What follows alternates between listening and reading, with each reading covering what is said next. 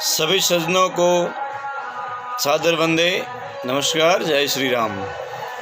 जैसा कि आप सभी को विदित हैं कि हमारे स्थानीय ज़िले सिरोही सहित राजस्थान के कई ज़िलों में पंचायत समिति और ज़िला परिषद के चुनाव होने जा रहे हैं। उसमें पार्टियां पूर्ण रूप से अपना दमखम दिखा रही हैं। तो हम एक मतदाता हैं और हमें अपने मत का दान करना है। मत का मतलब होता है बुद्धि, और बुद्धि का अपने विवेक, अपनी समझ और अपनी परख के अनुसार उसका उपयोग करना है।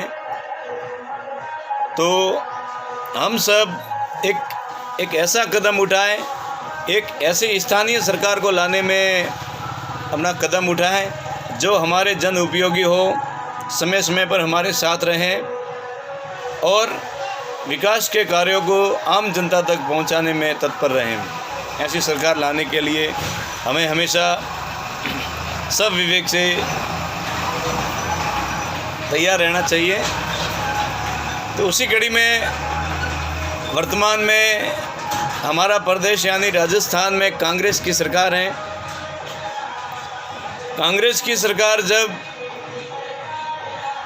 चुनावी समय चल रहा था तो बड़ी बड़ी सभाएं, बड़े बड़े सम्मेलन में बड़े बड़े नेताओं के द्वारा वादे किए जा रहे थे कि आप सभी को एक सुशासन के रूप में यहाँ पर शासन दिया जाएगा, हर वर्ग को खुश रखा जाएगा।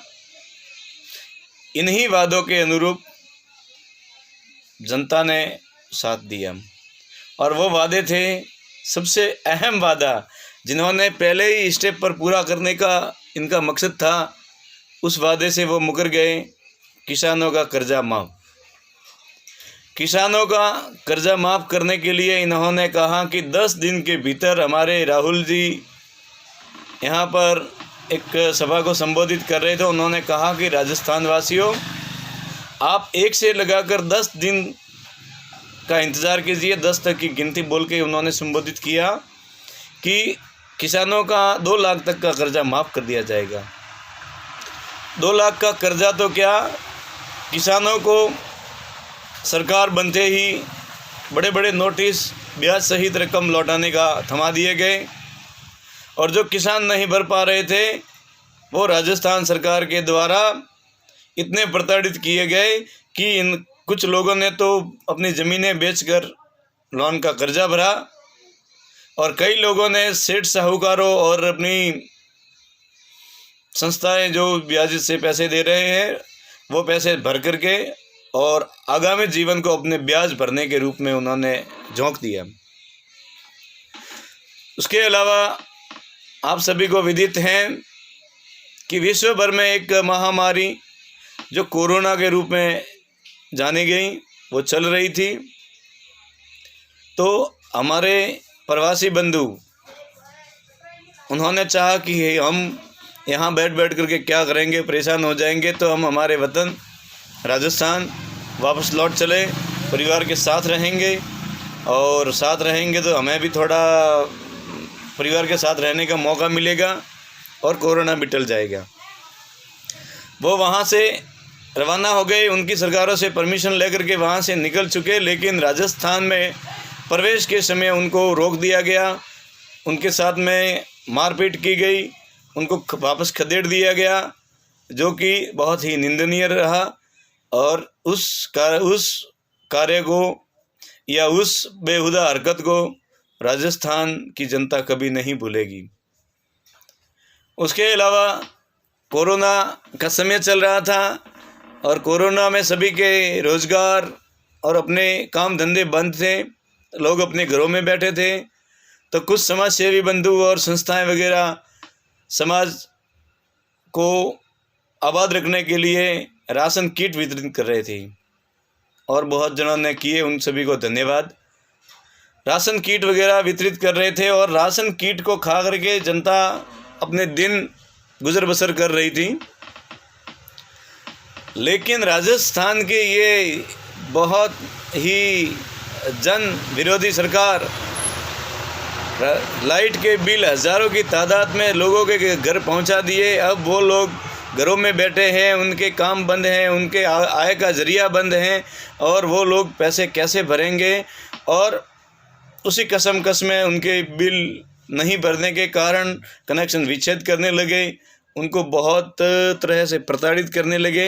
तो उन लोगों ने इधर उधर से करके लोगों ने बिल भी भरे, और उस समय को जो गुजारा वो याद रखने लायक है। उसके अलावा कांग्रेस सरकार ने बड़े बड़े वादे किए थे कि युवाओं को रोज़गार मिलेगा, युवाओं को एक अपनी ज़िंदगी का सही संचालन के लिए आय की आवश्यकता होती है, और आय के लिए रोज़गार की आवश्यकता है। तो रोज़गार के अवसर देने के लिए इन्होंने वादा किया था, अभी तक वो उस वादे से बहुत दूरियां बनाए हुए हैं। तो ये भी हमारे लिए याद रखने लायक हैं।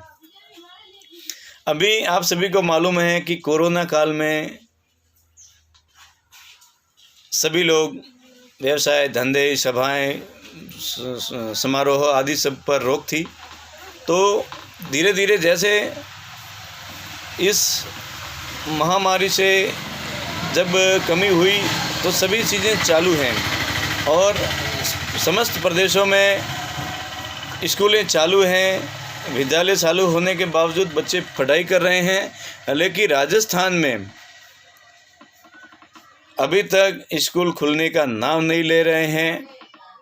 बड़ी बड़ी सभाएं हो रही हैं, इलेक्शन हो रहे हैं, हाँ, बड़े बड़े धार्मिक मेले हो रहे हैं, सब कुछ हो रहे हैं, लेकिन विद्यालय में न जाने कोरोना कहाँ से आ जाता है। इसलिए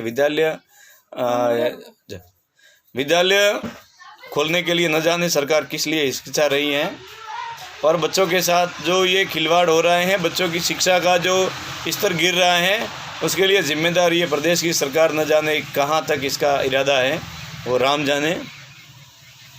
उसके बाद में ये सरकार आने के बाद में किसानों का कर्जा तो माफ़ करना दूर की बात है, और गरीब किसानों को 2 रुपये के भाव से गेहूं मिल रहे थे, और इस सरकार के आने के बाद में वो गेहूं भी बंद हो गई। कोर्ट कचहरी के चक्कर लगाए, बहुत कोशिशें की, कई फार्म वार्म भरवाए, लेकिन अभी तक किसी को गेहूं नहीं, जो वंचित हैं उनको नहीं मिल रहे हैं, जिसकी जिम्मेदार यह सरकार हैं, जो नकारी सरकार हैं वही जिम्मेदार हैं। और बीपीएल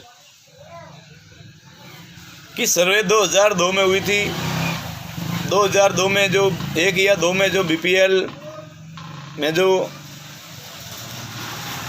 लोग जुड़े थे, जो बीपीएल थे, अब आज उनको 20 साल हो गए हैं, और 20 साल में अभी तक उनका आर्थिक स्तर में कितनी सुदृढ़ता हुई है, उनकी आर्थिक स्थिरता में कितना बदलाव आया है, अभी तक सरकार ने उसकी कोई पड़ताल नहीं की। और बीपीएल वो के वो हैं जो आज लखपति हैं, इनकम टैक्स रिटर्न भर रहे हैं, वो भी बीपीएल हैं, और जिनको वास्तविक आवश्यकता है वो वंचित हैं। तो इस सरकार को ये काम करना चाहिए, लेकिन नहीं कर रहे हैं। ये सरकार आने के बाद में लूटमार, दंगा, सामाजिक अस्थिरता, बहन बेटियों की असुरक्षा जैसे करते हमेशा अखबार में अपने को देखने में मिल जाते हैं, समाचारों में देखने में मिल जाते हैं। तो इस सरकार के जितने अवगुण हैं, एक बड़ी सी किताब लिखी जाए वो भी कम है। रही बात सिरोही ज़िले की, तो हमारे ये स्थानीय विधायक सिरोही पंचायत समिति और सिरोही विधानसभा क्षेत्र के जो अपने आप को कांग्रेस का अभिन्न अंग बता रहे हैं, लेकिन अभी तक वो कांग्रेस से जुड़े हुए नहीं हैं। न 9 में है और न 13 में है, फिर भी वो रात दिन यहाँ के उम्मीदवारों को जिताने की कोशिश कर रहे हैं, सब कुछ कर रहे हैं। लेकिन उनको ये सोचना चाहिए कि हम कितने सेवाभावी हैं, पार्टी के प्रति कितना वफादार हैं, और पार्टी के साथ हमने कैसा व्यवहार रखा है, उस चीज़ को इनको स्वयं याद रखना चाहिए। और फिर बाद में जनता आपके एक इमोशनल तरीके से बहकावे में आ गई, उसका खामियाजा आज भुगत रही हैं, राजस्थान की जनता भुगत रही हैं। और अभी जहाँ तक संभव है जनता ऐसी भूल नहीं करेगी। जनता समझदार है, विवेकी है और एक सुशासन जिसको कहा जाए कि जिसका प्रतीक है वो भी एक देवताओं के उपयोग में आने वाली वस्तु है, जिसका रंग है वो भी हमारी आन बान और शान को बरकरार रखने के लिए एक गर्व के साथ में इसको अपनाने में कोई हिचकिचाहट नहीं होती, ऐसा उसका रंग है।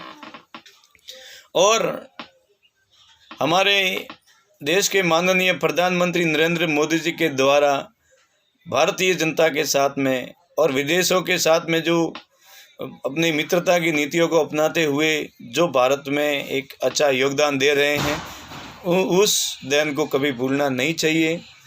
भारतीय जनता पार्टी के जितने भी उम्मीदवार कमल का फूल का निशान लेकर के आवें, उनको तहे दिल से हमें कंधे से कंधा मिलाते हुए सहयोग और समर्थन देना चाहिए, जिससे कि उनकी यूनिट उनकी सरकार बन जाए। उनकी सरकार बन जाने के बाद एक भारत में कमल और भाजपा की सरकार होगी, सबका सुशासन होगा, राम राज्य पूर्ण रूप से होगा और सबका भलाई, सबका साथ, सबका विकास और सबके हितार्थ कार्य होंगे। तो आप सभी बंधुओं से करबद्ध निवेदन है कि आप भारतीय जनता पार्टी के समस्त उम्मीदवारों को जिताने में अपना पूर्ण योगदान दें, पूर्ण साथ दें, पूर्ण समर्थन दें। और इसी आशा और अपेक्षा के साथ में आप सभी का तहे दिल से हार्दिक स्वागत और अभिनंदन। जय श्री राम।